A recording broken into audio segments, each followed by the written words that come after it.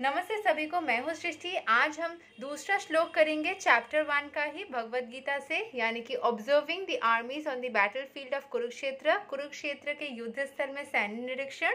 इसके दूसरा श्लोक आज हम करेंगे। शुरू करते हैं।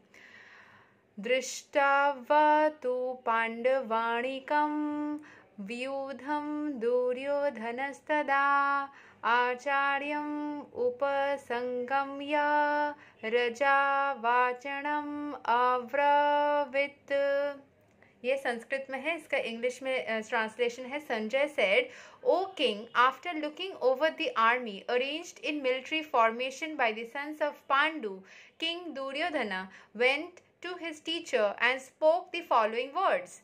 यानी कि जो दुर्योधन है वो धृतराष्ट्र के पुत्र है, और यहाँ पे हमने कल पढ़ा था संजय जो है वो धृतराष्ट्र को बैठ के घर से ही पूरे जो वहाँ पे क्या चल रहा था कुरुक्षेत्र के युद्ध स्थल में वो देख सकते थे। उनके पास वो आशीर्वाद था व्यासदेव का, तो इसीलिए वो बैठ के उधर से क्या चल रहा है देख के धृतराष्ट्र को बता रहे थे। तो उनके जो पुत्र है दुर्योधन, वो पांडु के आर्मी को कैसे अरेंज्ड है उसको देख के अपने टीचर के पास, जो कि उनके मिलिट्री टीचर थे, उनके पास बात करने गए थे। चलिए यहाँ से एक बार डिटेल में पढ़ लेते हैं जो एक्सप्लेनेशन यहाँ पे डिटेल में लिखा है।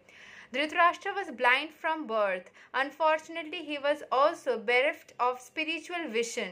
वो जन्म से तो अंधे थे ही, और साथ ही साथ स्पिरिचुअली भी वो अंधे थे, यानी कि स्पिरिचुअली अवेकेंड नहीं थे। स्पिरिचुअल पाथ पे वो अपने से नहीं चलते थे, स्पिरिचुअल लाइफ को वो अडॉप्ट नहीं करना चाहते थे या करते नहीं थे। He knew very well that his sons were equally blind in the matter of religion, and he was sure that they could never reach an understanding with the Pandavas who were all pious since birth। तो वो जानते थे कि पांडव जैसे religious है, जब भी आप रिलीजियस यानी कि थोड़ा स्पिरिचुअल बन जाते हैं, थोड़ा आध्यात्म के तरफ झुकते हैं, मेडिटेट करते हैं, चीज़ों को थोड़ा कंसंट्रेशन एंड रिलैक्सेशन के साथ में समझने की कोशिश करते हैं ईश्वर के सानिध्य में रह के, तो आप थोड़ा डिफरेंस फील करते हैं। बाकी लोगों के उलझनों से आप काफ़ी ज़्यादा सुलझे हुए महसूस करते हैं।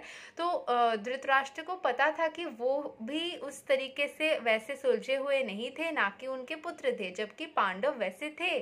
तो वो जानते थे कि पांडव के मुकाबले रिलीजियसली इंक्लाइन होने के कारण उनके पुत्र शायद उतने अच्छे तरीके से परफॉर्म ना कर पाए। Still, he was doubtful about the influence of the place of pilgrimage, and Sanjay could understand his motive in asking about the situation on the battlefield.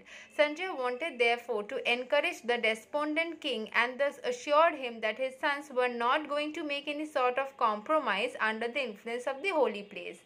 तो इसीलिए लग रहा था कि होली प्लेस है, अच्छा जगह है, तो इसीलिए शायद अच्छे लोग जो है, पांडव जो है, पायस या पवित्र लोग हैं, उनके तरफ ही शायद झुकाव रहेगा पूरे सिचुएशन के फल का।